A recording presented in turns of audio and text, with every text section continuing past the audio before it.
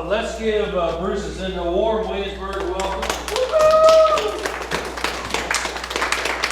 I heard that he speaks in 3 languages, is that correct? Yeah. So this will be 3 times because he's going to give one in each language. So do you need an interpreter? No, I translate for myself. Good, because I would go, I can barely speak English. Well, that is true. I don't speak Portuguese real well. I'm much better in Spanish. And of course, probably English would be my best language. I hope you find that to be true. We've had a service while we've been here in the States in Spanish, and I spoke in Spanish there. We were scheduled to have a service where a Hispanic congregation joined an English-speaking congregation, but they ended up canceling. So I didn't have to translate for myself in that service, which would be helpful because then it gets twice as long when you have to do that. Just by way of introduction, we went as missionaries to Ecuador in 1994, and we were there for 13 years. During those 13 years, we worked with Work and Witness just in the country of Ecuador. And teams would come. We had many repeat teams, and they would ask how many churches I had built. I really didn't know until the day before we left Ecuador for the last time. I sat down with the secretary, and she had a list of all the churches, and I went through and I had built 40 buildings, 4 church buildings, 3 district centers, which were multi-story, about half of our seminary, and half of a camp that we had there in Ecuador. So I tell people of all of those projects, I probably had 5 building permits during those 13 years. The rest of them were kind of just out in the country, maybe in an indigenous village where they would donate a plot of land and everybody come together and just almost have a barn raising type setting. And so it was great working there. After 13 years of doing that, and Cinda was the field treasurer, and she would work with the ladies of the group, and so she would take them to the market, and they would cook for the teams, and we worked together with teams, volunteer teams that came for Work and Witness, and really enjoyed that. But I had 3 rotator cuff surgeries. I know I only have 2 rotator cuffs, but I've had 3 surgeries. And so we left Ecuador, and I went to be the co-pastor with my father in Sun City, Arizona. And Sun City is a retirement community. You have to be 55 to live there, and we were not yet 55. So we had to buy outside of Sun City. But we were there for 6 years. And then when my dad retired at 78, I think it was,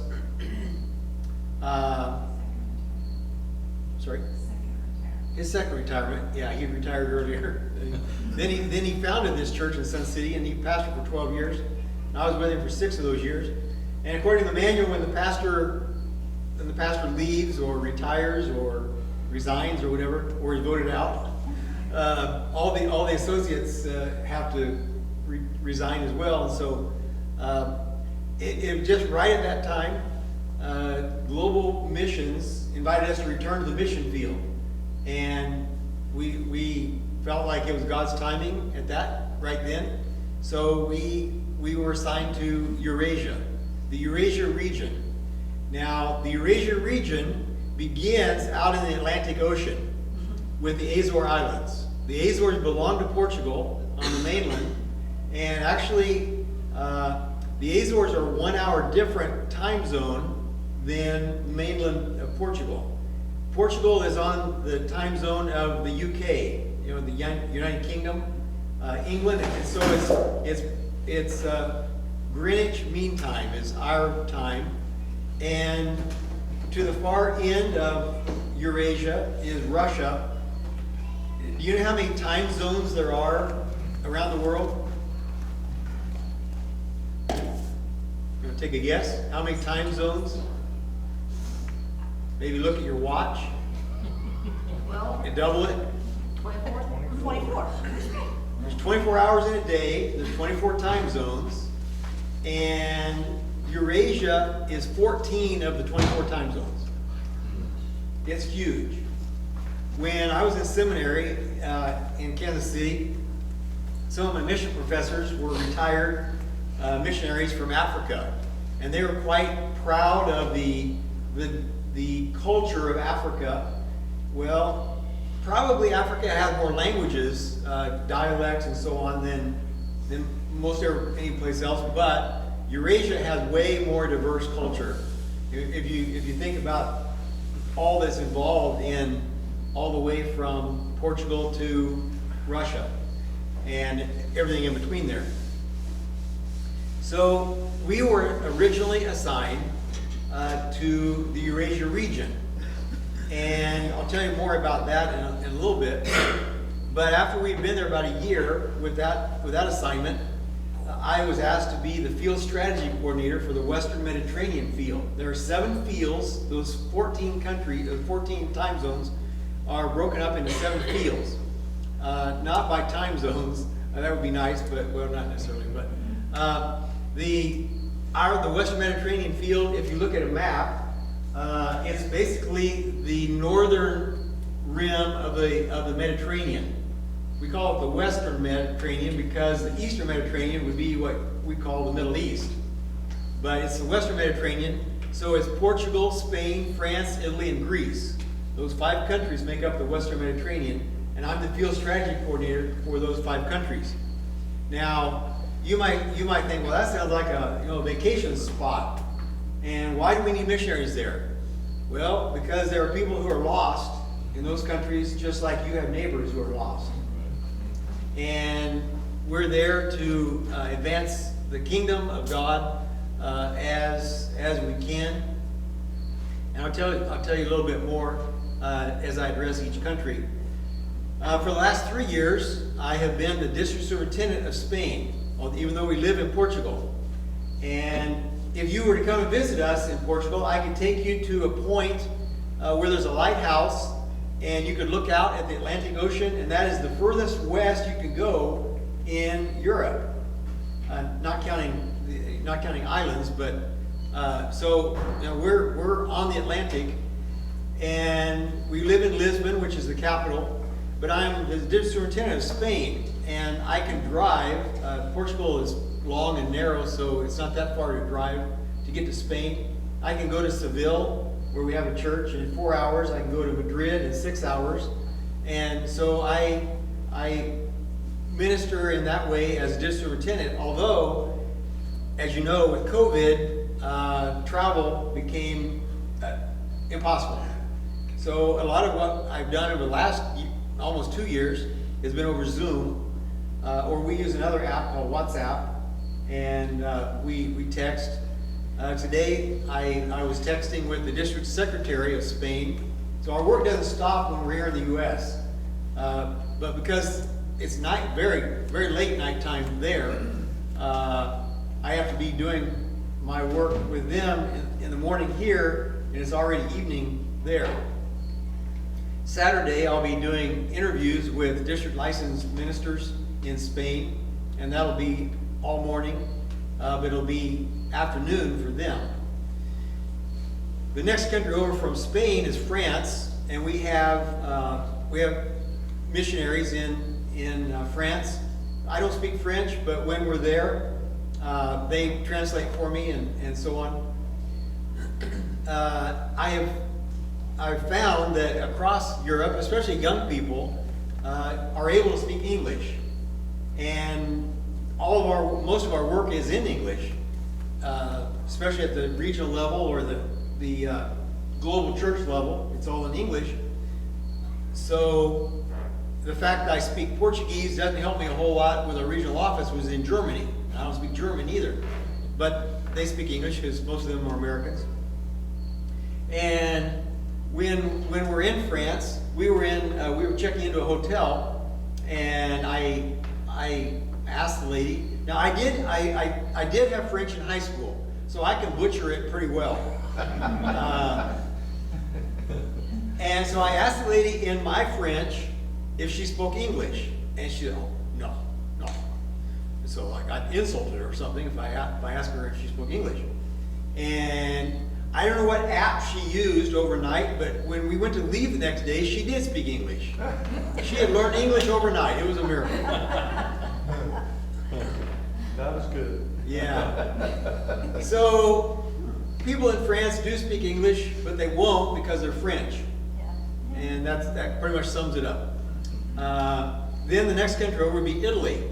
And the district superintendent in Italy is a great guy. He lives in Florence, Italy. And we need a work witness team to go and help him with his church. He's a local pastor as well. And he was born in Argentina, but his parents were German. So he speaks Spanish. And at home, he spoke German. When he was about 10 years old, they moved back to Germany, and he continued to speak German. But then when he became a young adult, I don't exactly know all those details, but at some point he learned enough English to attend our European Bible College in Busingen, Switzerland, which was taught in English. So he speaks Spanish, he speaks German, and he speaks English. But while he was in college, he met and married an Italian girl, the daughter of the district superintendent at that time. And so for the last 30 years, he's lived in Italy, so he also speaks Italian. Now, when we're in Italy, we don't speak Italian. I know just a little bit of Italian. I can kind of communicate, but not really. So when they put the words up on the wall and project them in the church services, we can sing along if it's a song that we know already, either in English or in Spanish. Italian is pretty close to Spanish. The accent's different and so on, so we can sing along in church services.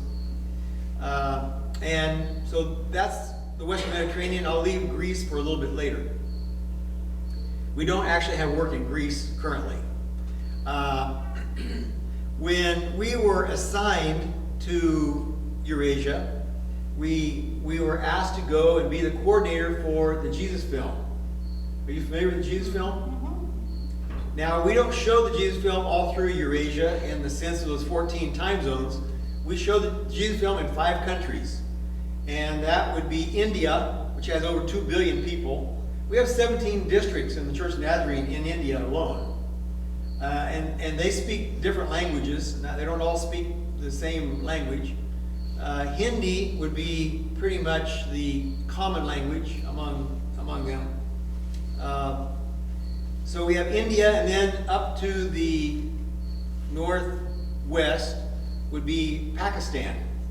And the church will not let me go to Pakistan. I don't know why. They think I wouldn't blend in very well. So they won't allow me to go to Pakistan. But then above India is Nepal, and we've been to Nepal several times.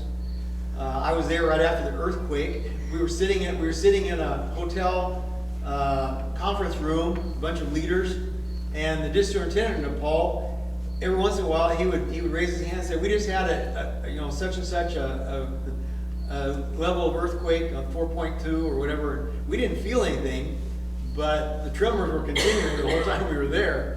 It was one of those earthquakes that really collapsed a lot of buildings and so on.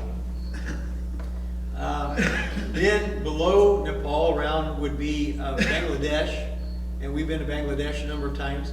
And down islands below India is Sri Lanka, and we've been to Sri Lanka. We show the Jesus film in those 5 countries.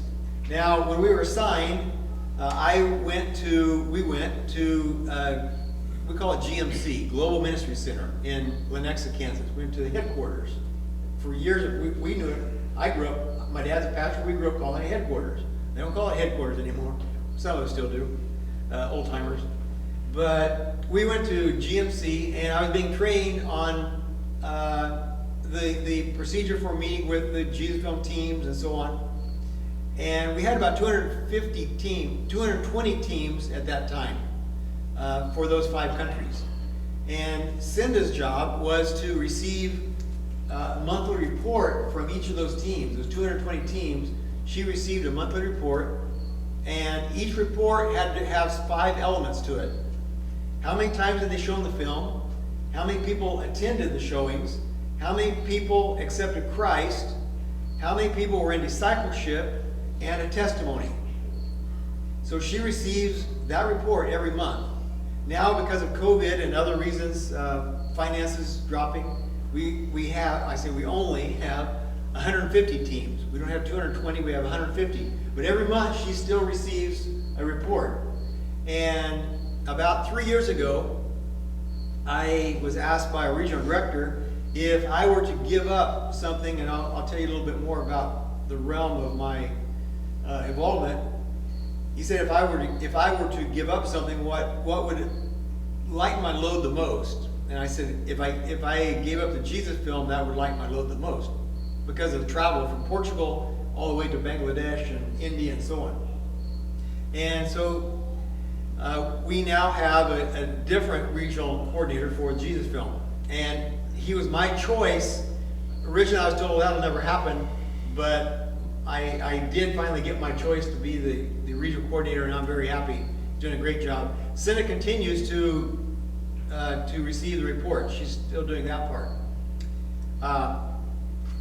But while we were there for our training, I got finished first, and I went over to the part of the building where she was being trained, and the person who was training her looked at us and said, "Oh, you're going to be in Eurasia. Why don't you do Alabaster also?" And so I became the regional coordinator for Alabaster. By the way, Alabaster is in February and September. All over the world, even in Bangladesh and Sri Lanka, they collect Alabaster, even though they're also recipients of Alabaster. But we have a saying in Spanish, we want people to put in their grain of sand. And so, even though they're going to be receiving it, we want them to be participants. It's not a welfare program. Every dollar that goes into Alabaster is specifically given. Nobody takes anything out. No fees anywhere. Everything's given to buy a building or to buy property or to build a school or something along that line. And so I coordinate that mainly on the website. A field strategy coordinator will write to me and ask for Alabaster funds and so on. Now I want to emphasize something. As field strategy coordinator, which I was asked to be a year after we've been there, and these other field strategy coordinators, the other 6, our role is embodied in that middle word, strategy. We're the field strategy coordinator. And so I work with the district superintendents and local churches and pastors on how we can strategize to build God's kingdom in their district. And so like I said earlier today, I was talking with the district secretary in Spain. And a couple days ago, I was writing with the district superintendent in Italy. And especially when we're not in the U.S., every week I will have a meeting with the missionaries in France. Like I said, I don't speak French, so he's my liaison with the district superintendent. Typically, after we meet on Tuesday morning, then he will go and have a meeting with the district superintendent. So I keep my finger on the pulse of what's going on the field, because strategy is part of a principal part of what I do. When we were asked to go to Eurasia, shortly thereafter, kind of almost dovetailed with Alabaster, they also asked me to do work and witness. Now, I don't do work and witness the way I did in Ecuador. I told you, with the five building permits in 13 years, you couldn't get away with that in Europe. In fact, I was approached, before I became the DS of Spain, I was approached by one of the churches in Spain, in Saragossa, Spain, and they already had a church building. It's kind of a storefront church building. It's not like not like a freestanding church building. Those don't really exist in Europe. They said that the pastor had an apartment that the landlord wanted to sell because it needed some repairs and he wanted to pay for the repairs. So he just wanted to sell it. And the church said, we've been paying rent, we'd really like to take that money and be making a mortgage payment. If we could arrange to buy that apartment, we need Alabaster to provide us with a down payment. And so I was able to give them a down payment through Alabaster, and now they're making mortgage payments. But because it needed repairs, I also was able to recruit work and witness teams to go. And there was a work and witness team from this district that went to work on the apartment in the parsonage of Saragossa.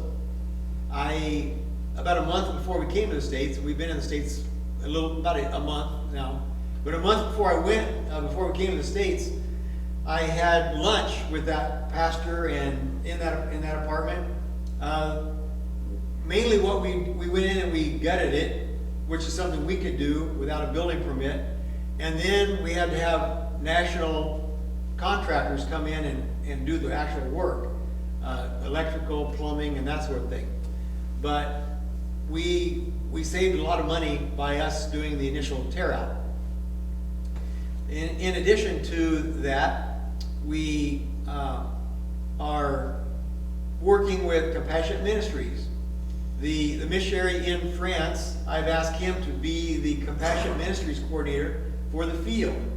And of course, the church is involved in Compassionate Ministries. We want to thank you for your church's involvement and other churches across your district for being faithful in paying your World Evangelism Fund. Does this church do Faith Promise? No? Yes? Yeah. Some churches do Faith Promise or World Evangelism Fund, or some do both. I was in a church recently where they do both. In the church where I was co-pastor with my dad, they did both. They did Alabaster, they did Faith Promise, they did what we call WEF, World Evangelism Fund. And that enables us to go, and 700 other missionaries to go around the world and spread the gospel or be in some administrative role. On my field, we have, we don't have any missionaries who are like pastoring or anything like that. They're all administrative. In fact, in Portugal, the majority of our churches are immigrant churches. Most of them are from Cape Verde or from Mozambique or from the Azore Islands or Madeira Islands. And the same is true in Spain. Most of our church members are from Central or South America. We have very few Spaniards. Our pastors are from Peru, for the most part. The church is very strong in Peru, and so we have quite a few pastors who are from Peru. In France, we have one Arabic church. The pastor's from Egypt, and the others are basically from Haiti. We have very few actual French in our church. And in Italy, the Church of the Nazarene has been there since 1948, right after World War II. But we only have 8 churches of the Nazarene in Italy. Can you imagine why it's so difficult to plant the church in Italy? That's right. But that's also true in our other countries as well. But especially in Italy, that's true. When we were trying to establish work in Greece, there's a family that you may be familiar with, Josh and Shannon Herndon. They're from, yeah. They were in Spain originally, and then their visa situation was changing in Spain, and so they talked to me. They felt God was calling them to go to Greece, and we were thrilled because we really wanted to establish the work in Greece. When they'd been there for a while and they were trying to get their visa, we originally met with pastors in Greece, and we thought, they would welcome us with open arms, but they said to us, "Don't come here and steal our sheep." They said that to our face, and not just one, several that we met with said, "Don't come here and steal our sheep." And we were taken back a bit initially. I mean, we still are. I'm not saying we're not, but you have to understand their mindset. In their way of thinking, if you're Greek, you're Greek Orthodox. No ifs, ands, or buts. You're Greek Orthodox. And so if we came as evangelicals, we were stealing their sheep. And they did not welcome us. And the Hernas could not get a visa because, just like in Italy, where the Catholics control the government, in Greece, the Greek Orthodox control the government, and they could not get a visa for settling in Greece. Now, during that time frame, many refugees were coming through. They had left the Middle East, and they had come up, traveled through Turkey, and some of them had settled for a year or two until they could come up with enough money to pay someone to take them across the Aegean Sea to Greece. And because of all the refugees that were coming through, Macedonia, which is just north of Greece, built a chain link fence with barbed wire on top, stationed soldiers on the other side of that, and said, "You're staying in Greece." And there are islands in the Aegean Sea where the Greek government set up camps and so on. I happened to visit a refugee camp that was right on the Macedonian border, and I saw the chain link fence and the soldiers, and there was a line probably 6 abreast, probably 2 blocks long, people lined up to go into the dining hall. And I just guesstimated if you were going to eat, they probably didn't eat 3 times a day, but if you're going to, you would have eaten and gone and gotten in line again. And then by the time you got up here, you might have had your second meal of the day. It was heartbreaking. But missionaries in the further north, above Macedonia, before the flow was stopped, they told us that when people came streaming through, the missionaries and church people would stand beside the road and they had bottles of water, and they would just hand bottles of water to people, and they would say, "We're Christians." They didn't have time for personal evangelism or the Roman road or 4 spiritual laws. They just hand them a bottle of water and say, "We're Christians." And the response would come back, "We know you are the only ones who are helping us.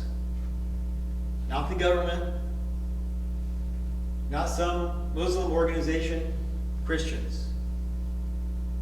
And we were able to go into the refugee camps originally. And some of these children, maybe they were 9 years old and they had never been to school. No, they didn't start, they were 6 or 7. They were 9 and they'd never been to school because they'd been traveling. So we began teaching them basic things like mathematics and even geography, showing where they'd come from, where they'd traveled, and where they were now, and even maybe in some Europe or whatever. So they had more of a world view. And we were teaching them some basic English words. And these were bright little kids. We didn't speak Arabic, and so we were teaching them English, and the UN shut us down for 2 reasons. They said, "You're Christians and you're going to cause religious conflict in the camp." We weren't talking about Jesus or the Bible or anything. We were just being Jesus to them. The other thing they said, "You're teaching them English and you're raising their hopes that they're going to go to the U.S." We were like, well, if they happen to go to Europe, if they went to Germany, they wouldn't speak Arabic there, but they would speak some English probably. We were just trying to help them acclimate, and we even talked about a terminology of rehumanizing them because they had been so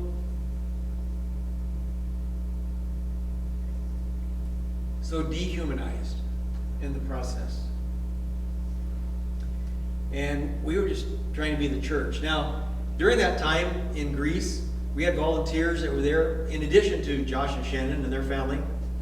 I went in the city near the camp, and I was told by the volunteers they're going to have a Bible study that night, and there were some Muslims who were going to come. turned out there was a husband and wife and a couple of kids and one single man. He was single in the sense his wife was somewhere else in the journey, you know.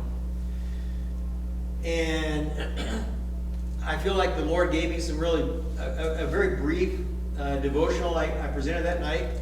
And then they asked a lot of questions about Christianity. And I was able to calmly, I didn't feel like I had to defend Christianity or anything. And I think they went away amazed. Later, they talked to the other volunteers on following weeks. And I don't know if they ever made a decision or not.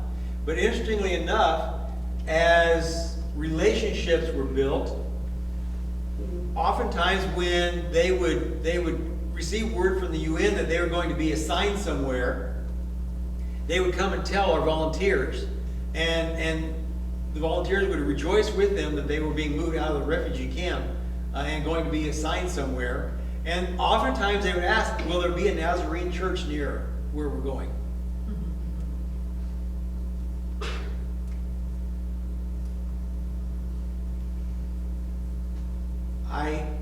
And later, in talking with some of those volunteers, they said that they still keep in contact through Facebook or whatever with some of those people. So, you know, we do what we can. You know, it would be nice to say we're there we save the world. It is what it is. You know, we do what we can. When I think of Paul, and you know, Paul is considered the first missionary, and he had some very insightful writings. And I want to point us to Colossians chapter 1, begin reading verse 15, because in the preceding verses he's talking about Jesus, but in verse 15 he starts with the pronoun he. But I just want to put in the word Jesus because that's what he's talking about. That is the he. In Colossians 1:15, Paul says, Jesus is the image of the invisible God, the firstborn over all creation. Now, not only, if you'll allow me, not only put Jesus in that sentence, but add another word. Jesus is the visible image of the invisible God, the firstborn over all creation. You see, Paul, it was a first-hand testimony by Paul that Jesus was the visible image of the invisible God. He had seen Jesus. He wasn't one of the disciples that walked with Jesus when he was here on earth, but he had seen Jesus, and so he could testify that he is the visible image of the invisible God. If you know about Paul's background when he was Saul, that's quite a statement. Before he would have focused on the invisible God. But now he's talking about a God that can be known.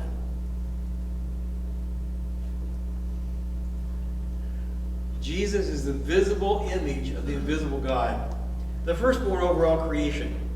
For by him all things were created, things in heaven and on earth, visible and invisible, whether thrones or powers or rulers or authorities. All things were created by him and for him. He, that is Jesus, is before all things, and in him all things hold together. And Jesus is the head of the body, the church. He is the beginning and the firstborn from among the dead, so that in everything he might have the supremacy. I want to talk about that for a little bit.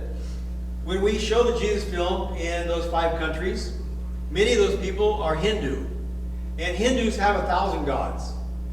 We want them to understand that Jesus isn't 1001. He is one. And so when, just like Paul saw the visible image of the visible God, when they see the Jesus film, they're seeing Jesus, the visible Jesus on a screen, and they see the miracles that he performs, and he is the visible image of the visible God for them. One report that Cinda received, a woman wrote and thanking the Jesus Film team for coming and showing the film in her village, and she said, we're so grateful for the change that's taken place And the fact that they told us that Jesus is the God. That article is very important. The God. Another woman wrote saying that she accepted Jesus at the Jesus Film showing, but she asked the team to pray for her adult son who lived with her, who was an alcoholic. And when he would come home drunk, he would beat her and he verbally abused her, and she asked for prayer for her son. Well, we don't just show the Jesus Film as entertainment. Jesus didn't say go and make converts. Jesus said go and make disciples. And so we do discipleship training and follow-up with people who accept Jesus. And the Jesus Film team went to her house for follow-up, and the son happened to be there. And so they had with them like a tabletop DVD player, just about this size. And so they, on the kitchen table, they showed him the Jesus Film, and he accepted Jesus as his Savior. And so that relationship was restored because Jesus is interested in relationships. That's why we don't want, I personally kind of cringe when people talk about Christianity as a religion. Christianity is about a relationship with Jesus Christ. And that's what that's what we want people to understand. When we show the Jesus Film, the screen is such that when we project on one side, people can still see the image from the other side. And so quite a crowd can gather around and watch from both sides. On the other side, of course, it's reversed. It's the mirror image of what's shown on this side. But Jesus said, if you have faith like a mustard seed, you can say to this mountain, be cast in the sea, and it will happen. And these people see Jesus performing miracles, and they believe that he could do that for them. And they place their faith in him, and he performs miracles in their lives, whether it's restoring relationships or whether it's a physical healing. And we regularly receive stories of physical healings. One team that Senator just received a report, they said that for 2 years they had tried to enter a village and they were always turned away. And for 2 years they faithfully tried to enter this village until finally they were able to go in and show the Jesus Film, because they had to develop a relationship with these people first before they could gain entrance. But we praise God for their persistence, because they went and showed the film and people accepted Jesus and they're in discipleship to have a relationship with Jesus as their personal Savior. One team wrote that they'd gone to a village, and really before they could get into the village, now when I say a village, it's just a kind of collection of a few houses. It's not very big. It's not like 100. It's not like 100 houses. We've been in villages, and there might be 10 houses, 10 families living together. They went into this village, and the people were shooing them away, saying, "We're Hindu. We don't want anything. We're not interested. Go away." And as they were getting ready to leave, a voice called from one of the buildings and said, "Who are you and why are you here?" They were obviously strangers in this village, and they said they told the voice why they were there, and the man said, "Come in." Well, they went in and discovered the man was paralyzed. That's why he hadn't come out. He was paralyzed. They went into him, and he said, "I'd like to see the film." So he invited them to show the film. And several others, okay, fine, you're going to show it anyway, we'll watch. And as a result of his invitation, several in that village accepted Christ as their Savior. So we never know how the Holy Spirit is going to work. It's amazing how God works in people's lives. We also have opportunity to visit with people from in a refugee setting. Cindy and I were in Amman, Jordan, and we have a very active church in Amman, Jordan. the pastor there is also the field strategy coordinator. And they have been feeding for over 5 years. They've been feeding over 600 families of refugees. And we happened to be there when they were distributing food. Now what happened, we were kind of in the foyer. I was in the foyer. I don't remember where Cinda was, but I was in the foyer. And these women came in all dressed in black with only their eyes showing. And I knew enough to just kind of stand back against the wall with my hands behind me and, just stay out of the way. They went in and they sang songs. They were being taught songs. And they'd been coming for months, and so they got to learn some of the songs. And then they heard a message, a Christian message. And then they filed out through a side door. And we were out there kind of in a courtyard. And we had baby blue, bright baby blue, hefty trash bags. And every woman that came out had a slip of paper that would hand to somebody, and on there would be how many family members there were, how many children, their ages, if they were in diapers, they had babies in diapers. And so they would tell us, and we had stacks of diapers, and in each blue bag would go two frozen chickens, and like a quantity of oil and rice, and then diapers for the appropriate ages. And I don't remember what all else, but those things in particular. And later, we happened to have opportunity to get in a van and drive clear across town. And Amman is a big city. We were clear on the other side of town, and there were people standing on the street corner with these blue bags. They had come from a long ways to the Church of the Nazarene.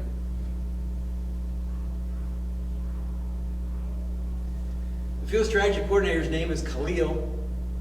And Khalil has told us they don't have a budget as such. They don't say, okay, well, we have this much and this much and this much.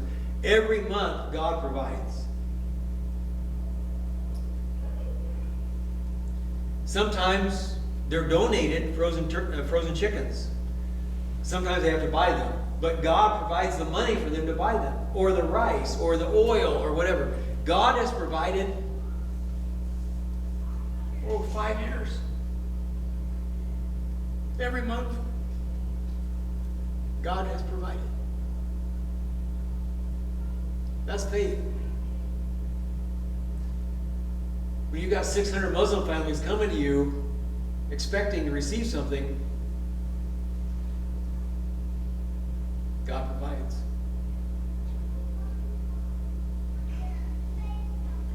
We were privileged to visit in a home of a couple refugee families. They were actually related. One family lived on one floor of an apartment building, and the other family lived on the floor below them. The family from above came down to the lower apartment, and we were sitting on the couch, more like a love seat. It was not very big, and a translator was sitting on the couch with us. Although they spoke broken English, they were practicing English. I think one of them had been a teacher before they had to flee, and the story they told us was when the Taliban overran their part of their country, they promised peace, and they said they had peace for a few weeks. And then they began to go door to door looking for Christians. And when they would find a Christian family, they'd say, we'll give you 3 options. You can convert to Islam, you can leave, or we'll kill you here. Those were their 3 options that they were given. They said, oh, so we chose to leave, and so we said, well, we'll leave. And they said, if you leave, you can take nothing with you. They said, we had guns, and so we surrendered our guns.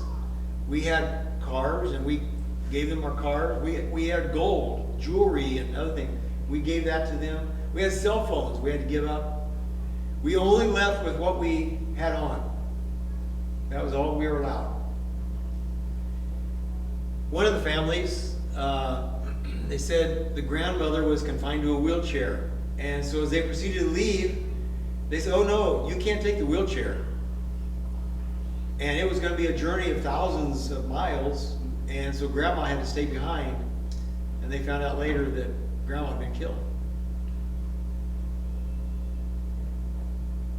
They would come to a checkpoint, and they would say, you know, men with guns would say, give us whatever you have of value.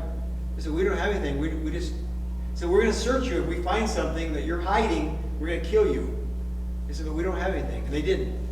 They finally arrived to Jordan and registered with the UN, and somehow they found the Church of Nazarene, and they were being ministered to. The church had helped them with these apartments and so on. Because they were refugees and they could not work, so they had no income, they totally depended upon the church for their sustenance. And we were very humbled when they served us tea and cookies. But those are the kind of people that the Church of the Nazarene is ministering to. I asked them, because they were registered with the UN, to go somewhere, and I said, do you have, you know, the one family, I said, where do you hope to go? And they said, well, we hope to go to Australia.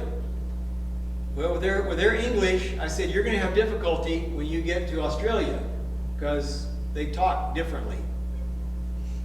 I asked the other family, where do you hope to go? They said, well, we've asked the UN if we could go to the United States. I said, well, where in the United States? I said, the United States is really big. I said, well, we hope to go to Louisiana. I said, well, maybe you should go to Australia.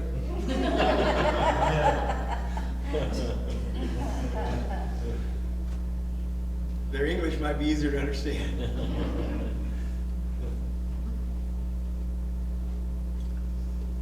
When Paul had seen the image, the visible image of the invisible God, and these people in the Jesus film see the visible image of the invisible God.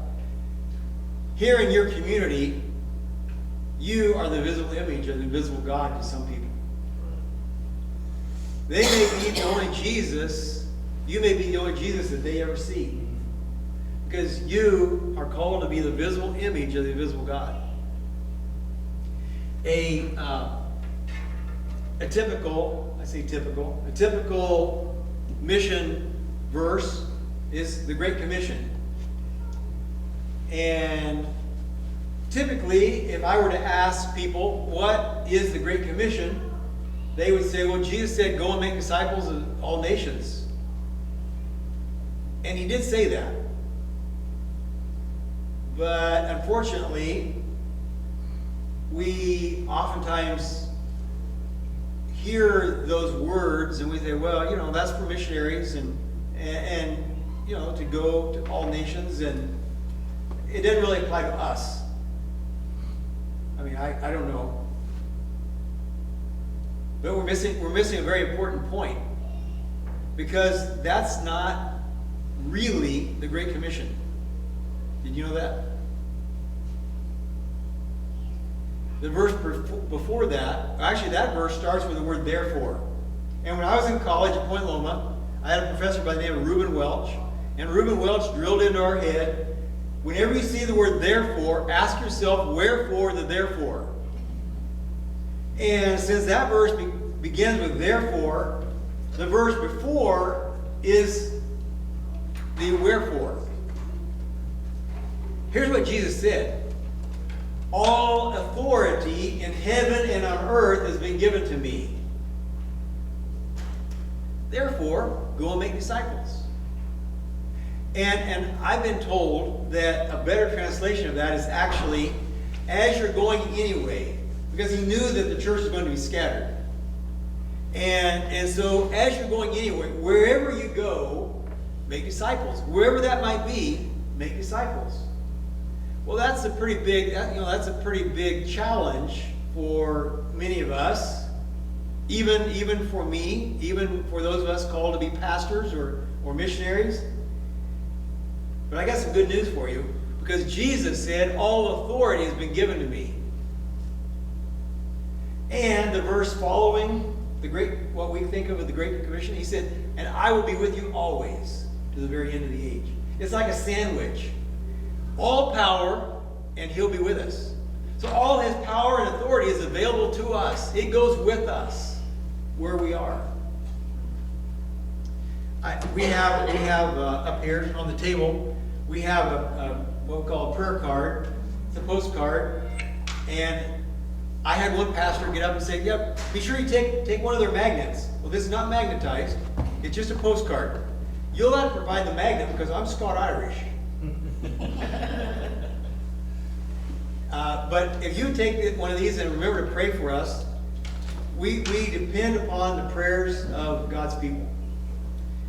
I was in India, and typically when I go into a hotel, we present our passport, and they'll register it. In India, they write it out longhand. I mean, there's this big ledger sheets, and they'll write it all out, like your address and so on.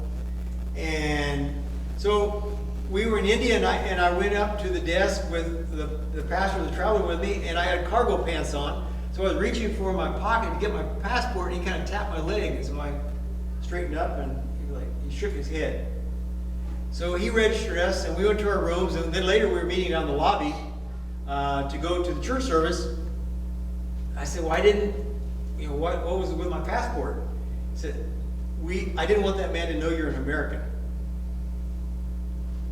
He said, looking at you, he might think you're German. Well, I mean, I do have the nose for it, but I didn't know exactly what he meant by that. And he said, I didn't want him to know you're an American because we're right across the Pakistan border. And this was a few years back. He said, we don't know his political persuasion, and he might pick up the telephone and let somebody know that he's got an American in the hotel, and they may come and get you. So we just want to play it low key. So I appreciate his concern for our well-being, but we really count on your prayers. Okay? I'll conclude with one final story. Right? I don't tell these in the same order anywhere I go, so. Khalil, the FSC, Field Strategy Coordinator in the Middle East, has told the other field strategy coordinators that every night, that means tonight, and last night, the night before, and tomorrow night, 10,000 Muslims, not exactly 10,000, but will have a dream about Jesus. And they will know it's Jesus, not a prophet like they're taught. They will know it's Jesus, the Messiah. But they won't follow Jesus as their Lord and Savior unless someone makes that journey with them, to walk with them, because Christianity is about relationship.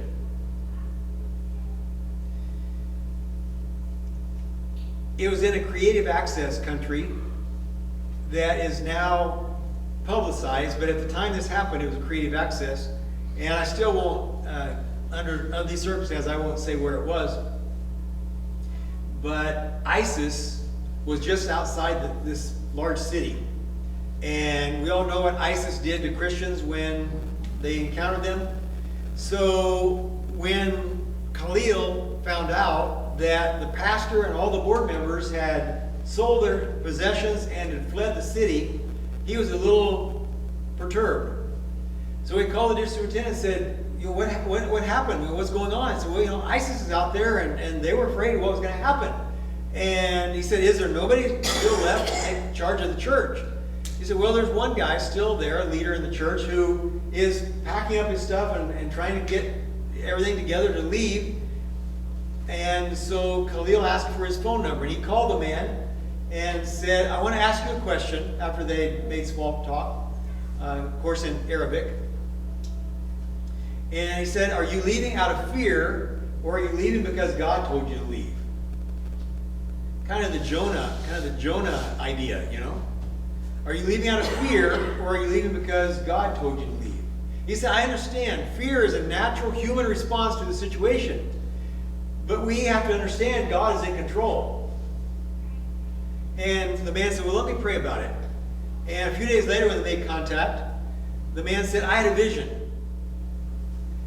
And you remember Jacob's ladder and the visions and dreams and so on. Peter had a vision of sheep come down with unclean food and all that. He said, I had a vision, and in my vision, I saw my father dressed in white across a river, and he was surrounded by sheep. Now, I love when I'm in Abu Dhabi or someplace in the airport, and all these guys walking around, they've got beards and white turbans and white robes. It's really cool. And sometimes I'll just kind of get my cell phone out and just kind of make a few pictures. But he said his father was across the river and motioned for him to come across. So he went across the river in his vision. And he said there were all these sheep, and my father said to me, feed my sheep. And he said, I thought to myself, I don't know anything about sheep. What's he talking about, feed my sheep? And the second time, he said, my father said, feed my sheep. And I thought, my father doesn't know anything about sheep. What's he talking about, feed my sheep? And the third time, the figure in white said, feed my sheep. And that's when he saw the nail prints. And he told Khalil, I will stay and I'll pastor this church because God has called me to feed his sheep. ISIS was driven back and they never made it into that city through military intervention. But because of the fear of ISIS, the local economy was in ruins, and we were able to buy a church and a parsonage because we had alabaster money. Because people all over the world have been faithful in giving. We didn't have time to come back in that situation and say, please church, we had a special need. Please give. In the U.S. or Canada, please give. We already had money at the right time and the right place to buy when the opportunity came. So I want to thank you for your faithfulness over the years. I'm sure this church has been faithful in giving to Alabaster. And it's because of your faithfulness we were able to do things just like that when the opportunity comes. Well, I'll tell you a couple more, just real quick, thinking of Alabaster. In the last 2 years, before COVID, it really started before COVID, but it really didn't get finished. The process, the paperwork didn't get finished until this last few months. We were able to buy 2 churches, and when I say 2 churches, I mean 2 church buildings in Paris, France. That is unheard of. France is one of the most socialist countries, not maybe in the communist sense of the word, but they're almost anti-religion, okay, anti-Christian. And the fact that we would have never been able to buy a building or build a building that would have passed all the red tape of getting a building permit and all that. But there were 2 church buildings from other denominations that they sold to us. And so we have 2 church buildings in the Paris area because we were able to give a down payment through Alabaster, and those congregations are now making the mortgage payment, just like the church in Saragossa. But it's because of your faithfulness that we're able to do things like that. And as I told you, I'm Scot-Irish, and so I always want to get a good deal when opportunity comes. And so thank you from the bottom of our hearts for enabling us to do that when God opens the doors. Because we believe that He is the one who controls and makes things happen when we're faithful to Him. May God bless you. Thank you.